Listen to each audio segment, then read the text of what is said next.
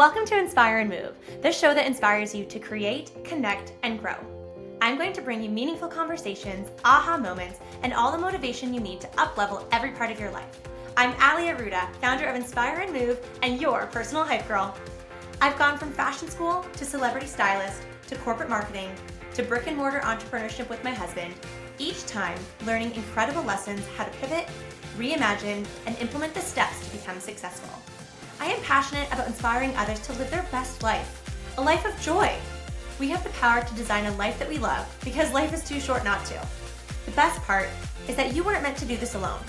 If you feel like you were meant for more, let me ride shotgun with you, and together, let's get you to where you want to go. Hello everyone, welcome back to the show. I am so excited to welcome today's guest, one of my great girlfriends, Meagan Elieff, to the show. And I'm extra excited to see her beautiful face and chat with her because we've been separated now for what feels like 3-4 weeks. So it's just such a joy to have her on the show. I've been so excited to welcome her as a guest, but also to share her and her knowledge and her story with all of you. Some of you that have been to any of the Inspire and Move events in real life have actually had the opportunity to meet this beautiful human because we've had the joy of working together. But I am just so excited and grateful to welcome Meagan here today. So Meagan, welcome to the show. Thank you so much, Ali. I'm so excited to be here. I've been dying to be a guest on your podcast since you launched. And there's so much we can uncover and we get along so great. So I'm like, I don't think we have enough time here, but we are going to get the job done.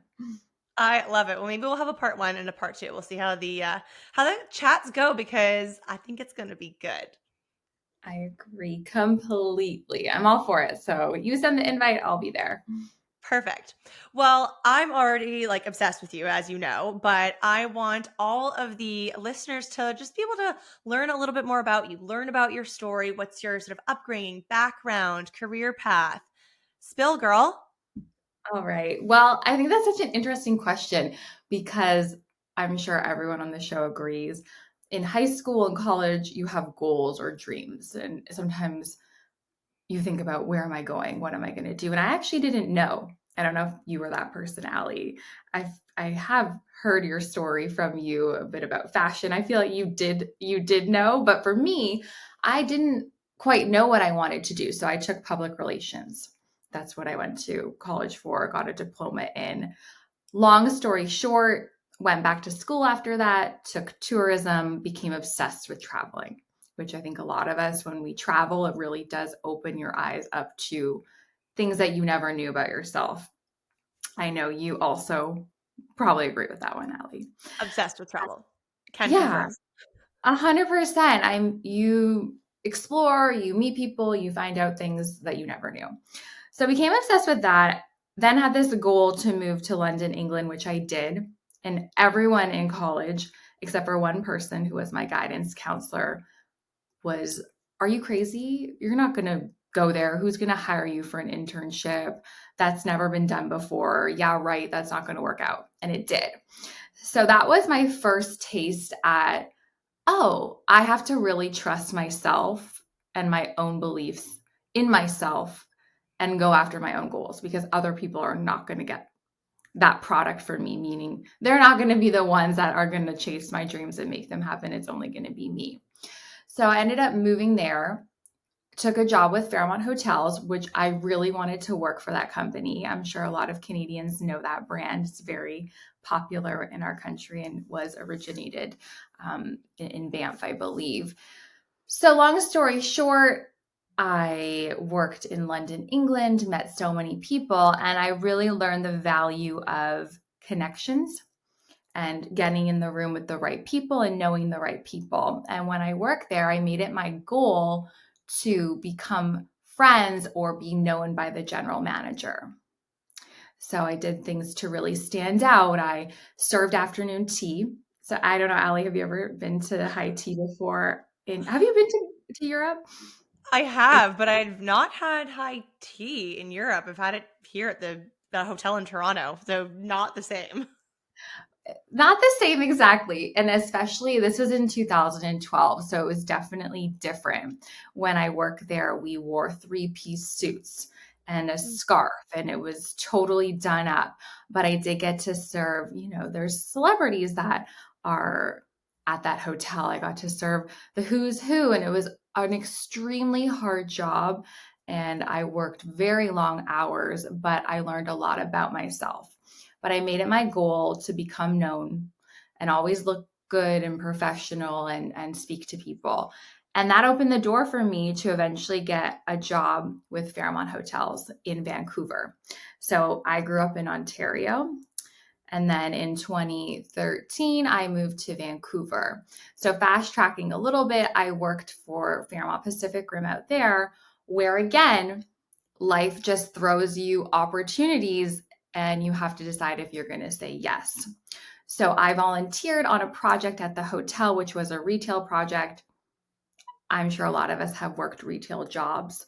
So I said yes. And the reason why I said yes, this is a key piece of the story, is that I wanted to work for Fairmont Hotels so bad I took a job as a barista, which I think is amazing, right? People love making coffee. For me, I had never made coffee. I had no idea how to make foam milk or to pull an espresso shot. That might seem stupid, but I didn't know. And it was hard. That was not easy to make the perfect cup of coffee. And I must say I wasn't very good at it. So I was looking for an opportunity to switch.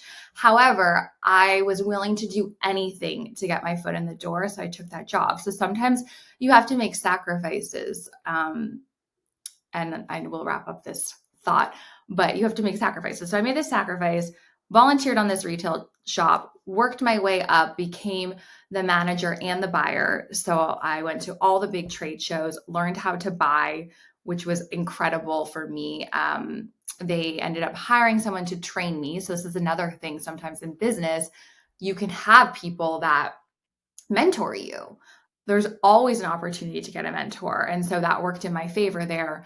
And I completely learned to become a buyer and would have never thought that I had that. So that was quite interesting. So that answers your piece about my career path history. And that's really what I did for 5 years. I was fully immersed in the world of corporate and buying, which then eventually led to where I am now, which is having my own company that I am obviously the founder of and the CEO of, and there is a story in between there. But before I explain that, I don't know if you wanted to say or add anything else to that piece. Well, I love that. And there's a few things that I actually literally took notes on because that I Yeah. want to circle back on. But I didn't know the piece about the coffee. That's great. I'm gonna have to. I know we often go for coffee together, but maybe you'll have to make me a coffee sometime. I would love that. It'd be such a nice experience for me. It's been a while. It's been a while, but I can try my best. Perfect. That's all I'd be looking for. Try your best. But you said something that really stuck out with me, and I hope that this also resonates with a lot of people listening. That you were determined to do anything to get in the right room, and you were all about making connections, which I think even now that we can so beautifully wrap into your company now, your life now, what that has looked like for you and your husband. But before we get there, I would love to just kind of really dial into your thoughts, because we talk a lot, and I say we because when Matt's on the podcast as well, we talk often about getting in the room, and it's something we've really believed in, but it's also really transformed our growth journey just in the last 12 months. And it's something that I've loved even longer, but I love that we're now doing this together. What has getting in the room really done for you? And if you even want to kind of go into sort of like for you and your husband, I'd love to hear kind of on both fronts. But it's such a beautiful example so many years ago that you were a very different age and very different time. If this is back in, 2010, 2011, 2012, you're already talking about the value of making connections and getting in the right room. Yeah, and I love that about the two of you. And I think it's amazing that you're doing those things together, because couples who are on the same page do thrive, in my opinion. And it is a beautiful thing to have a common reality with your spouse. So super, super well done. And I can't wait to talk more about the couple conversation. But definitely, I mean, so for me, I always had that thought process. Since high school, I actually had a girlfriend whose mother I guess you could say, was the inspiration for that. She was always talking about how she was going to have what she wanted and really owned it and was a connector. And I actually saw her as someone that I wanted to be like. Love that. So yeah, it is, you have to have those people. So for me, I definitely heavily, and I think Vancouver is very forward in that of personal development, taking care of yourself. So I started to take courses on the side at Fairmont. I was always continuously, learning something, whether that was personal development or taking a course. I always wanted to keep educating because it also kept me on purpose as well as doing the right things, because you can spend your time doing anything and you have to think about, okay, well, what am I actually doing with this time? So I started to take personal development courses, which then led me to creating my own events business, which was called Project You, completely separate from the company that I now run, which is Modern Day Wife, which is a women's networking group on a high profile scale that's very much in the social media space. But the whole concept is helping this modern woman thrive in all areas of her life, career, home life, relationships, and business. And I know we've done some amazing events together with that, and we'll get more into that. So there are stepping stones, right? And that's when I met my husband. At the time, obviously, we were a boyfriend and girlfriend, but he thought the same way. So we would take vacations. We took a vacation to Florida. We wanted to meet Grant and Elena Cardone, and that led to him doing business with them. So I think the best thing that we always did as a couple was set big goals and make a list of where you want to go and think about who do you really want to be, and don't be afraid. I mean, I even think of now, I was listening to Natalie Dawson's podcast. I don't know if you know her, Allie, but Mhm. her podcast is called Building Billions. It's amazing. And she said on her podcast recently, which I really resonated with, I realized that this is what she said. I realized I wasn't that person that people would want to be friends with. So she had her friends list or the people that she wanted to know. And she said, good, that's the people I want to be friends with, but I actually am not that person. And that resonated with me because I feel that way about a lot of people that I want to be friends with. So I was like, that's kind of cool. So people should listen to her podcast too. But just to take it back, looking at, okay, even if I'm afraid to do that podcast with someone or nervous to go to that event or afraid to strike up a conversation and say hi, you should just do it anyways, because at the end of the day, everyone is looking for the same thing, which is connection. And I think sometimes, including myself, it's easier to make up some idea in your mind about how that person thinks about you to make it easier to not actually confront the thing you want. Mm. So I'm starting to even today, I'm like, yes, we're doing this podcast. Like, yes, let's do it. Right. Like, let's keep it. Let's keep the commitments. Let's get it done. Let's have fun. Or even going to an event next week, someone invited me. I'm like, yes, I'm going to go. Yes, I'll figure it out. So I think just saying yeses, if it doesn't compromise your personal integrity or your purpose or your bandwidth, because it's never good to do too much. That's where I feel like both my husband and I have thrived in just saying yes. And even if it's scary, do it anyways, which is a common thing, but you actually have to do it. Oh my God, I love this so much. And there's like 9 different directions I want to go from everything that you just said. On one hand, I want to chat like boundaries, because I find boundaries such a big topic that also comes with its own challenges if you are a yes person or if you're a bit of a people pleaser. So, how do you and your husband even find that beautiful harmony between being yes people and saying yes to opportunities, but also respecting your own boundaries if it's, you only want to have social plans 2 nights out of the week or 3 nights out of the month, whatever, it might look like, or, not taking meetings beyond a certain time because you have protected time. How do you find this beautiful harmony? I feel like harmony and balance can be used differently and they're in some ways interchangeably, similar and different, but I love the word harmony versus balance. How do you find harmony in saying yes, but also working within and respecting boundaries that you set out for yourself and in your relationship? Yeah, I love that question. And I love that you use the word harmony, because balance, don't know if it's realistic. I can definitely I'll share a perspective of the relationship because it's just very honest and real. So for me, and there's probably people listening, I was a workaholic.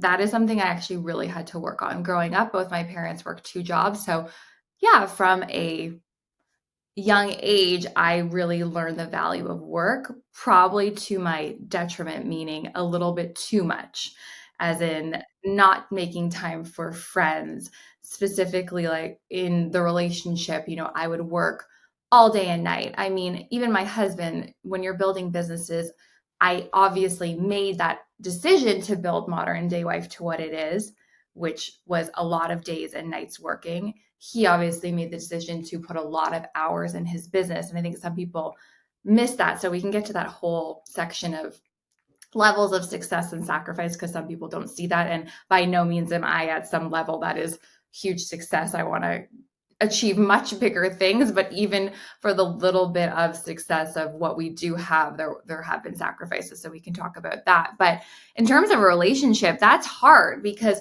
you're tired, right? You're working all night, you're tired. You're maybe not as interested in your spouse because you're exhausted. You don't, for me, maybe I'm not, wasn't taking care of myself or dressing up as much, or planning those creative date nights or putting my energy into my relationship because I was working, meaning on my computer all night, and just that was my life. So I had to learn the lesson the hard way. And I'm not saying if that's what you're doing, it's wrong. Obviously, every relationship is different. But for me, I had to really realize if I want a great marriage, I have to do something differently. And I think marriage is tough sometimes. It's not a walk in the park. Hey, you're married and it's perfect. It's like, no, every day you can commit small transgressions against your spouse that stack up, whether that's like saying you take the garbage out and you don't, and you go on Instagram, whatever it is, those little things amount to things that can create an upset if they're not communicated on or said like, hey, you asked me to do blah and I didn't. I just wanted to let you know. So over time, you have that, and then the lack of boundaries. So for me, I had to really make a decision to change. So I actually committed to, okay, I have a hat as a wife. I'm not even a mom yet. I can't even imagine when you add that layer in of like, wow, you really have to become a schedule ninja.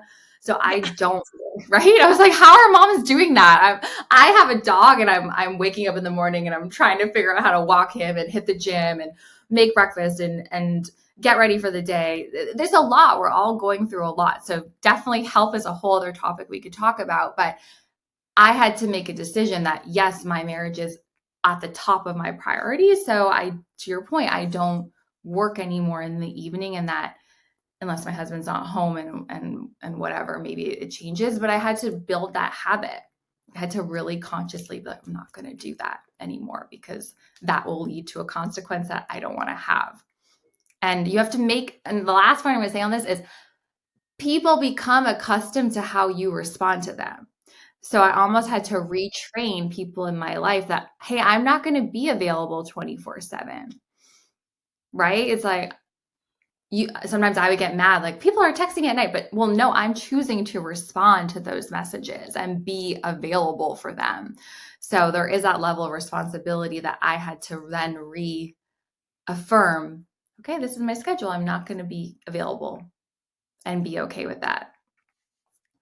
I love that, and I think that's a very refreshing reminder because our world now, there's technology at our fingertips. You can get a hold of someone in the snap of a finger between a text, a call, FaceTime, a DM, or the list can go on. And I'm sure there's so many other communication platforms that I'm not even on, like your Slack and all these things. So, good for you for recognizing that, but having that sort of higher realization of what is more important to you and what you really want to work on. But you said it yourself, how you're effectively like retraining yourself in a habit, but then also retraining and reconditioning the people in your circle, in your orbit for work and your social life. And that's not easy, because if you're any part of, that people pleaser mentality, that's difficult to change those relationships. Mm-hmm. And Yeah. on the note of relationships, I'd love to go just kind of bounce back to what you were saying about Natalie Dawson's podcast episode when she had this friend list and how, if she didn't necessarily emulate the traits that was on the list, but what was she operating on, in her current version. I'd love to understand, even from your experience, that I've chatted about this in a few interviews on this show, but also some solo episodes, how, you can have friendships for reasons, seasons, and lifetime. And sometimes I find and I think this is really popular in the high performer, personal development, entrepreneur space, that when you are in the process of going to your next level, you aren't always taking the same people with you to that next level. And they're also not always super jazzed for you going to that next level. And I'd love to know if this is something that you've experienced, or you and your husband, because I would say as a outsider that both of you very much operate in that high performer state of being and operation, and just kind of what that experience has looked like for you guys. Yeah, it's such a great topic because it's a hard one too. And people Because don't talk about it. no, they don't. And I mean, at the end of the day, everyone's core intention is to make people feel valued and special. And I do believe that everyone does have good, but sometimes this is planet Earth. There are times when your friends perhaps don't enjoy the success you have. And that's unfortunate because you just want people on your team. And this is an interesting topic that I've actually explored a lot lately, is the theme of jealousy, right? It's really looking at, okay, how does that start? How does that occur? A million thoughts go through everyone's mind in a day. The difference is, how do you actually have that attitude as a friend? And what are your actions really like as a friend?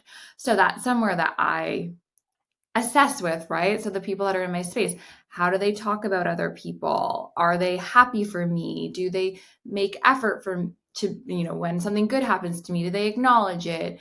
Are they there when I need them? And I look at, am I doing that for someone else too? Because it's not a perfect world.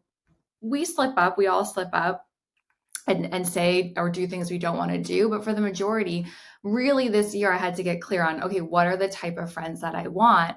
And I can't have friends in my environment that don't act with the best integrity, or who aren't the most ethical, or who do speak badly of others, and who have a mindset that's not, okay, let's think bigger, because that affects me, meaning I'm exposed to that on a day-to-day basis. So that's been something I've had to really sit with and look at, like, okay, where is it going? And to be honest, I think for both of us, Corey, right now, we're in a building phase.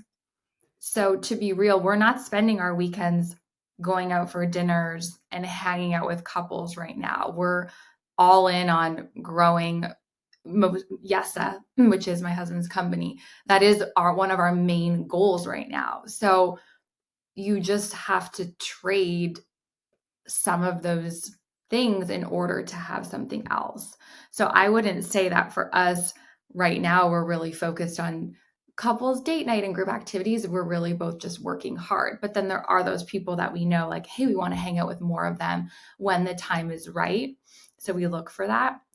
The last piece I'll say, because I learned it through Elena Cardone, so it's not my personal information, but I really love it and I want to share it, is we went to a couples retreat, and she said, it's also recognizing that some friends aren't going to give you that thing that you want, right? So it's like, Allie, what I love about us is, like, when I meet with you, I can be like, yeah, like, let's do this event, or like, yeah, like, tell me your goals, or yeah, like, what retreat did you go to with your husband, or like, lay on me all of like the things you want to do this year, because you can have that, right? Like, you're that friend that can have that. And what Elena Cardone said so resonated with me, because maybe you're going to go to a dinner with your extended family and they're going to be just plain Jane happy with what they're doing. But if you were to lay on them your goals about business and life, they're not going to give you the acknowledgement that you're looking for. And so she sells a course, I'm pretty sure it's called Dynamic Relationships, that goes over that.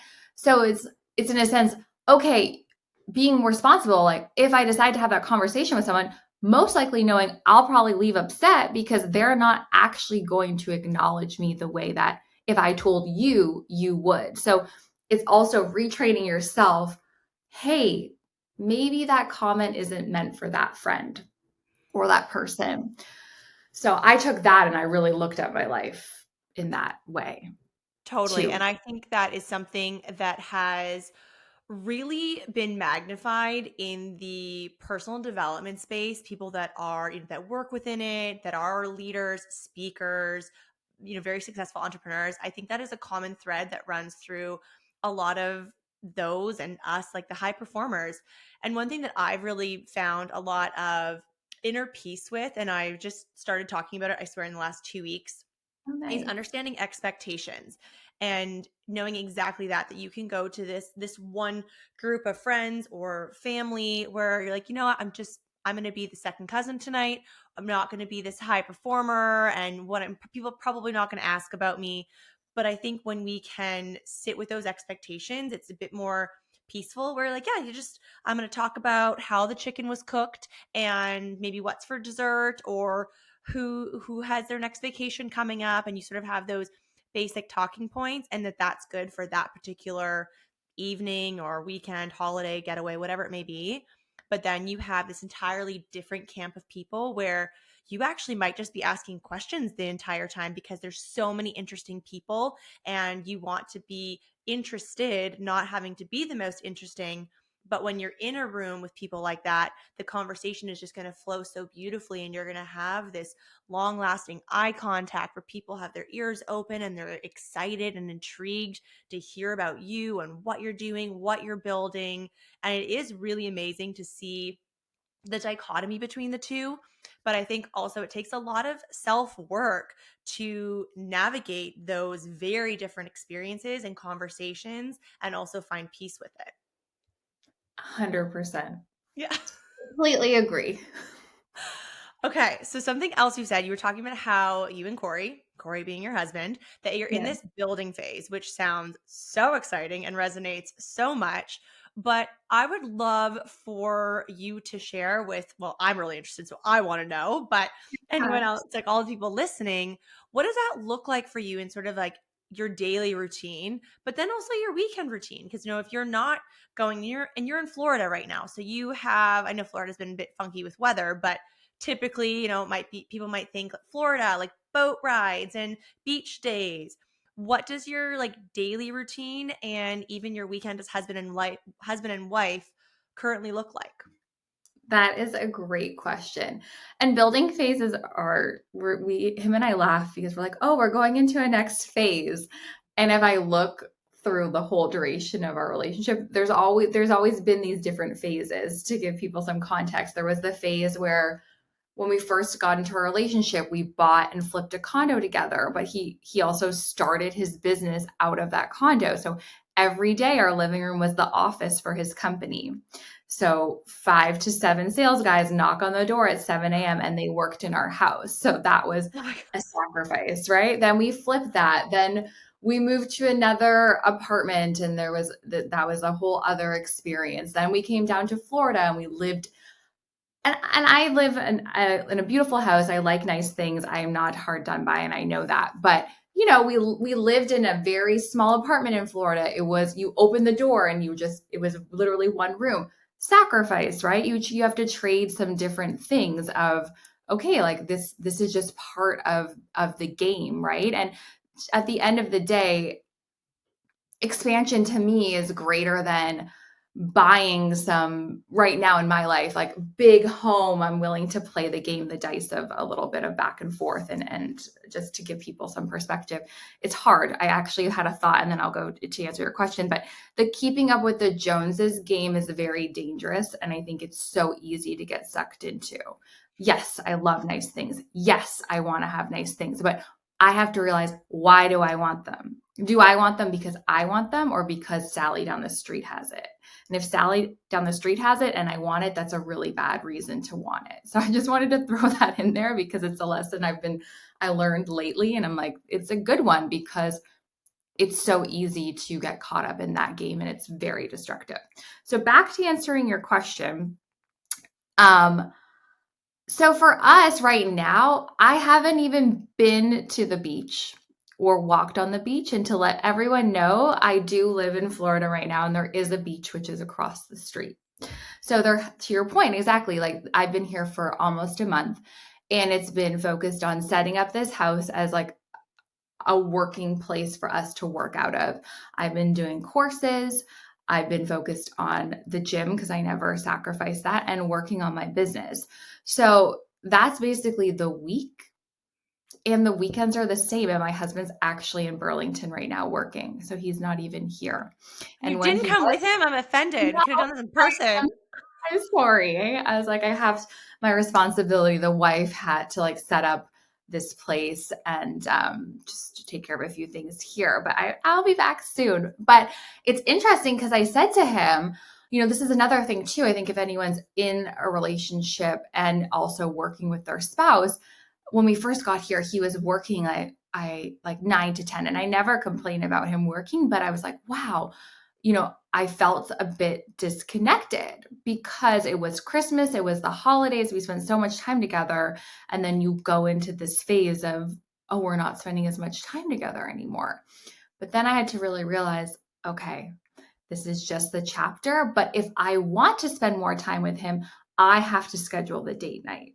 I have to put it there because I don't have an expectation of him because I know he's so busy working right now that he's not going to do it. So that's okay with me. But I have to take the initiative. I think that's another thing sometimes in relationships.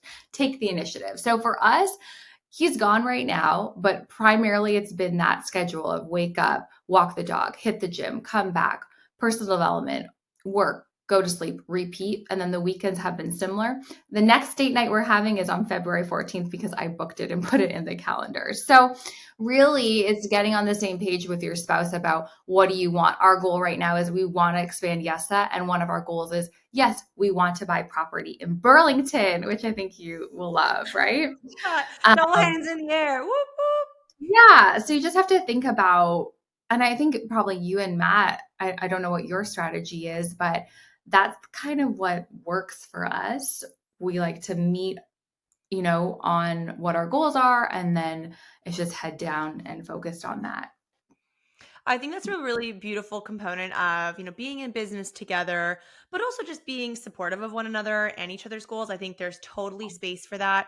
If, two people are in corporate or one's in corporate and one's an entrepreneur, I don't think it certainly matters in terms of like you both have to be entrepreneurs or you have to own a business together. I think there is space and capacity for all sort of workflows to navigate together and find that beautiful harmony, supporting one another and cheering each other on. And Matt and I will say this often, when we do own a business together, where we can experience the same road bumps, and one of us could take it really hard and be, I'm as a woman, I'm a bit more on the emotional side than Matt is, but it could be the other way around where there could be something and he is quiet and stressed and doesn't want to talk about his feelings, but I know something's bothering him, but I could have a more positive outlook on it.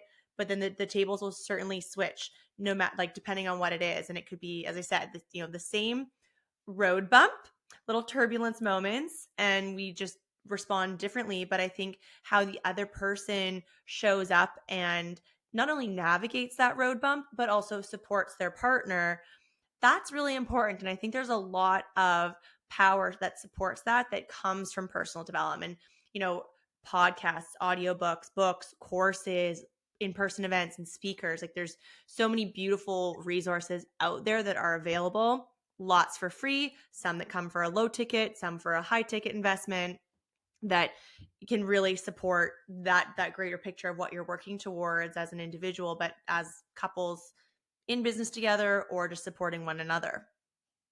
Yeah, definitely. At the end of the day, you're in a relationship together, and no matter what, I'm a big fan of needing help and support because it's hard to navigate the world of marriage. So finding couples that have great advice. I love Grant and Elena Cardone. They give great advice on that. So that's someone that I look to. And it's not always easy to take responsibility for your spouse, but really that's one thing with my comment with the date night is good. I'm going to plan this. I'm going to own this hat, or I'm going to make this go right. I have a girlfriend. Her name is Nicole Harvey. She's amazing. You should follow her on Instagram. But she was, talking about that on her feed.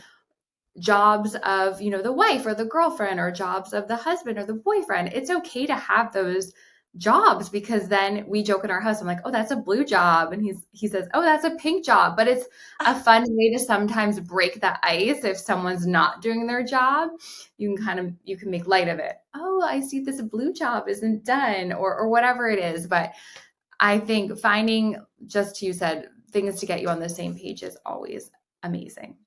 I love that. And I mean, Matt and I have been having a lot of fun investing in the same types of rooms and experiences together. And I know you and Corey did a really beautiful couples mastermind last year. And I believe that you are a go and doing that again this year. Yes, we did pre-book. So we did Grant and Elena Cardone, so who I just mentioned. They did what's called the 10X Couples Retreat. And what I loved was they had this great opportunity where you could get in a new environment. It was in Bahamas. You're with other couples who are dealing with the same thing. Some are in business together, some aren't. Some, have known each other for a long time and been married for many years, some haven't. But everyone was there wanting the same thing, which is to make their marriage better or make their marriage work.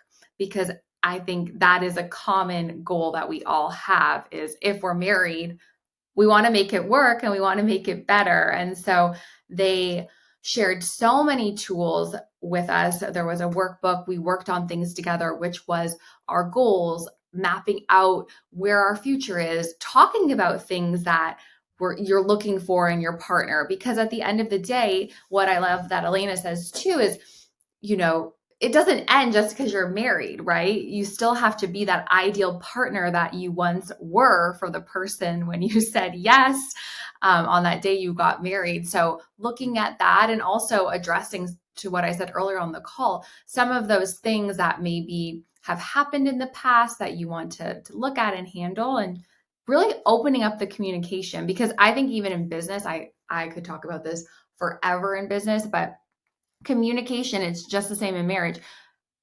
Communication is everything when it comes to even closing the sale, for someone for me to sponsor a Modern Day Wife event, or to recover a past lead, or handle an upset customer, or to get something that we're looking to have sponsored, or to just formulate a new partnership, whether it's in form of email, text, or phone call. Communication is the key to getting what you want.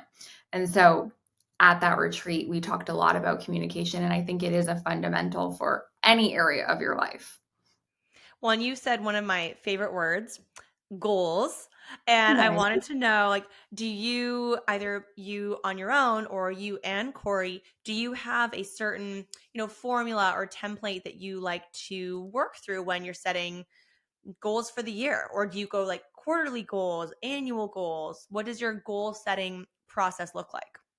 So for me, I'm very visual, which I think you Me too. probably are a visual person too. Yeah. So I actually, goes back to our earlier conversation. I knew I wanted to set my goals and make a vision board, because I like putting the pictures there and I'm very creative.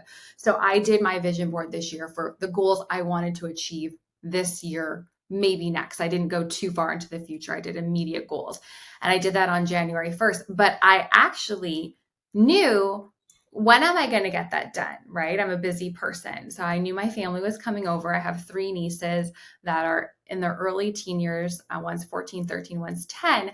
And so I said to them, hey, we're going to have a vision board day. So that way I got something done off my goal list and I helped them. And honestly, they had the best time. Even the 10-year-old, they were so happy to actually look at, what do I want to make happen? And then also you do that, and then you have this beautiful creation. So I love vision boards. That for me is always a key thing. And then listing out those big goals that maybe seem unrealistic. And usually I do that at the end of, the end of the year, going to the early new year. Usually Corey, he even did a great post on it this year, looked at everything we accomplished in 2023 and then set for 2024. So sometimes, I don't know, maybe someone has a goal to be a billionaire. Well, that's not going to happen overnight. But if you have those top purposes, then all the small actions that you do on a day-to-day basis can help you achieve that big top goal. So that's how I like to look at it. Yearly, smaller basis, and then really big, massive goals, which maybe it's like, okay, good. Want to be prime minister and the prime minister's wife, right? Or yes, we want to be able to help everyone on the planet by offering like a better training system and education. These could just be some big goals, but then how are you going to actually achieve those? I love that. Okay, well, I have a two-part question. Part Yeah, one, do you tell me. have goals on your 2024 list? Do you have goals on there that stretch you and make you feel uncomfortable? Definitely. I mean, for me this year, this is more of a personal goal, but I do want to start a family and I do want to be a mom. So that was something that I put on my goal board. And yeah, I'm nervous. I mean, you're becoming responsible for another being, first of all. So for me, to me, I'm sure there's lots of moms listening to your podcast. I do think that is a bit scary and it's an unknown, right? It is a whole other world that I don't know anything about that I'd have to confront. So that was on there. And then also for me, I do want to work. Corey and I work together cool, like quite a bit, but on a different level. I would love to plan some sort of intimate project with him or do something along the lines of an event or some sort of component. So those are where I have both of my attention units, I guess, where my focus is this year. But there was lots of things on that list. So And then part two, tell me three things on your vision board or three things that really excite you that are on your vision board. okay, so I already said it, but when I was clipping pictures, this is my personal goal. I definitely wanted a family of 3. So I have these kids that I found, someone's cute kids that modeled who are on my vision board, which is so great. And so I put those up there. So I definitely have that one. And then 2 other goals for me personally was building and expanding Corey's company. So we want to obviously take that to a $44 million company. That's an extreme goal for us. That takes a lot of change and viewpoint and thinking of things differently and acting differently and maneuvering through things differently. So there is that element of it. And then also I want to learn more about on the scope of business, like investing in real estate, building a house. How does that work? Actually looking at what do you have to do to actually have enough money to build wealth like that. I've realized for me this year, because I had that on my vision board, like building a home, but also like real estate investing or money. And I don't know a lot about those topics. I don't know about you. It's like, yeah, we all want to be have more wealth so we can help more people and do more things. But it's like, okay, well, how do you actually do that though?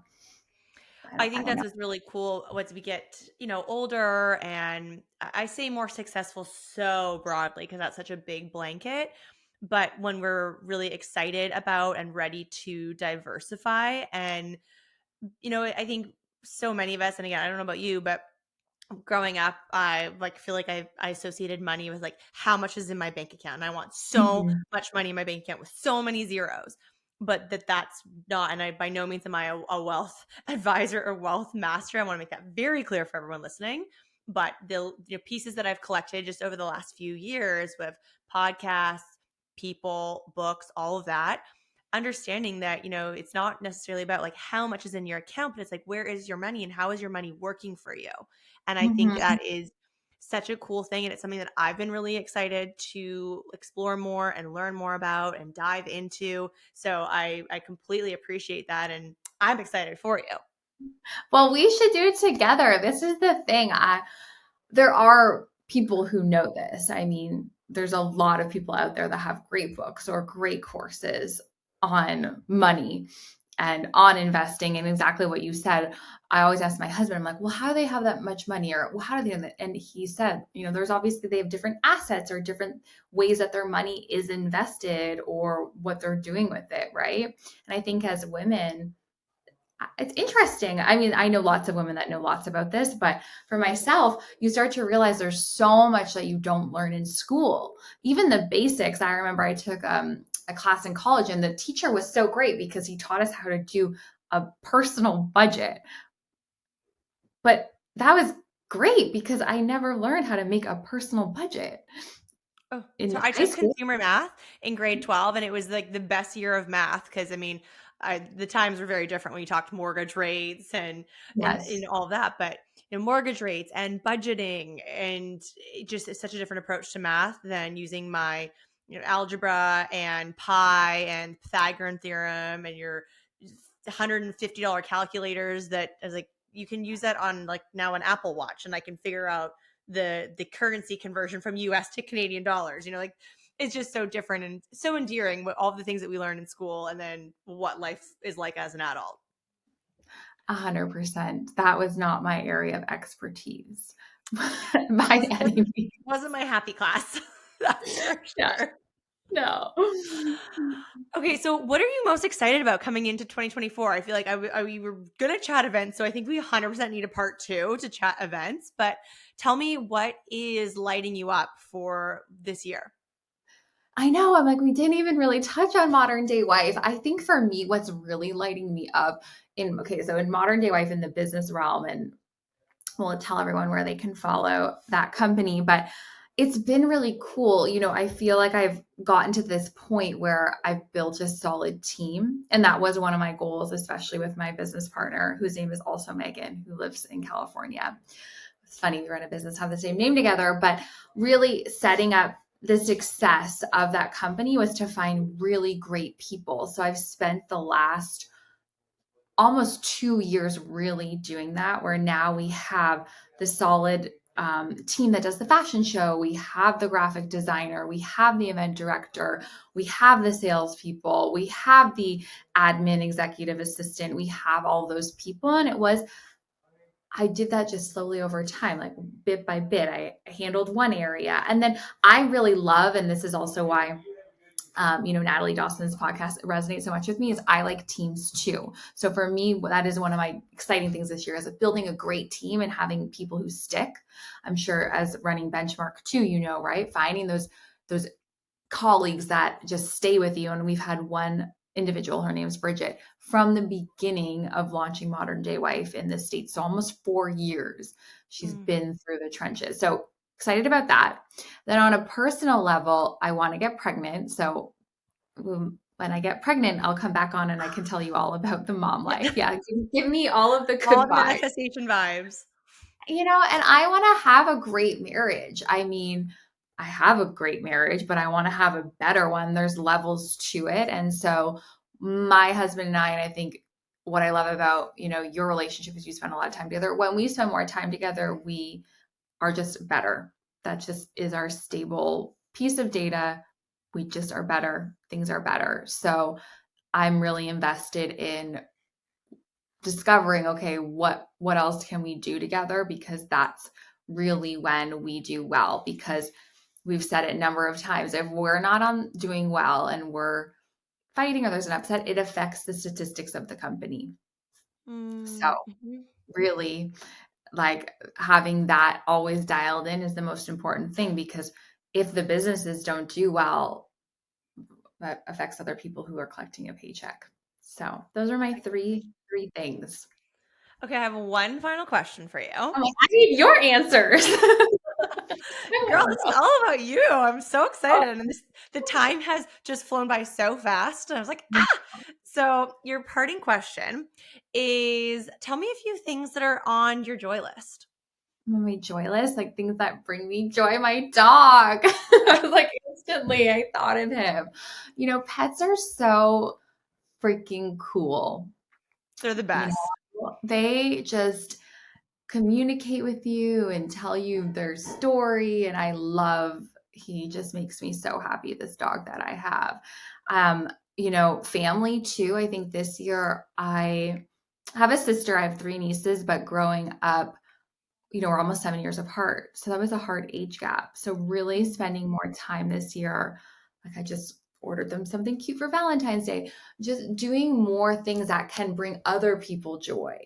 Oh, let me send you a card. What little thing can I do for you? How can I just exchange more with others? Because in being so busy in business, at the end of the day, it's not about me, it's about other people. And I want to have great relationships with other people. Like, yes, I want to win. Yes, I want to do well, but it's not fun if no one else is happy or has joy around you. So I'm definitely thinking with that in mind this year. And I like the simple things. I'm sure you agree. Joy to me is waking up every day, being in a good mood, having coffee, doing something that I love, and sharing that with other people. The other day, I went to a coffee shop and there was this senior, and he was just so happy, and he's so joyful. He says hi to me, and I say hi back, and that makes him happy, right? So it doesn't have to be anything monstrous, but it's really that exchange with others is what I'm looking at. It's amazing. I was just telling obviously when you're here, we share the same great trainer, Sid. And I was telling her a story yesterday about just like a random act of kindness that, to toot my own horn, I was responsible for. And Yeah. I said to her, when I was telling her the story, I'm like, you know what? Like, it was so simple. It helped this woman. It was at the airport. Poor thing was trying to get into her Uber with like a full size suitcase and her baby and a stroller, and she was by herself, and there was like a traffic jam with the Ubers and cars honking, and unfortunately her Uber was the one blocking all the traffic, so there was extra stress. And Aw. I was just watching her approach the Uber, like trying to get the bag and the stroller and like then hold her baby while collapsing the stroller. And I said to Matt, I'm like, honestly, I'm just going to go offer and help her to hold her baby, because like this poor woman I would imagine, quite flustered, and you can't really collapse this stroller while holding your baby. And so I just offered, like right beside her, I'm like, Matt, can I hold your baby for you? And so I just stood there holding her baby. She took the 30 seconds to collapse the stroller, put it in the trunk, suitcase in the trunk. And the gratitude that she gave me, this big hug. Had tears in her eyes. She was so grateful. And I walked away and I said to Matt, I was like, that felt really good. Like, it was a really easy thing for me to do, to offer help in a jammy situation. And I was so happy to do it and make her life easier, and that moment a little less stressful for her. And it was the simplest thing, and it made me feel so good about just taking that 30 seconds and helping her. I love that. That's amazing that you did that, because a lot of people wouldn't. And I think that we all can learn a lesson from that. Me too, right? Just taking that moment. You see it, you think about it. If it's the right thing, you should do it. So I love that. And yeah, we just need to help each other more. So I think that that's so beautiful. I think just more kindness and grace. The world is a sticky place. There's lots happening all the So, time. mhm. And I'm just going to leave that comment right there. Well, we don't have to dive any deeper because there's so much. But it's just, if people can show up with just, this 1% of kindness, it can really go a long way. Definitely. So on that note, where can everybody find you, my sweet, kind friend? Aw, thank you, Allie. This has been so much fun. I just want to hang out with you. But yes, please do give me a follow. My personal page is my first name and my last name on Instagram. So you can follow me there on my personal Instagram, which I'm sure you'll put the spelling, Allie. It's Meagan Elieff. And then for my business, the website is themoderndaywife.com, and the Instagram is also themoderndaywife. Would love for you to check it out, because if you're listening to this and you're in Toronto, we do have a Toronto event in October, which has already been booking so fast, and it's going to be amazing. And I know, Allie, you're going to be a part of it and be a co-host and definitely be there. So would love for everyone who's listening to check out more of what we're doing over at The Modern Day Wife. I love that. And we will link everything in the show notes so you guys can have those quick little linkies, and you can give Meagan a follow at her personal Instagram and The Modern Day Wife, because they throw the most exquisite events and have some of the seriously like best swag. So you don't want to miss out on her events, and keep your eyes peeled in 2024 for collaborative events between the two of us. Meagan, my darling friend, thank you so much for being here. This was so fun, and I cannot wait to do it again. Thank you. Bye, everyone. Thank you so much for listening.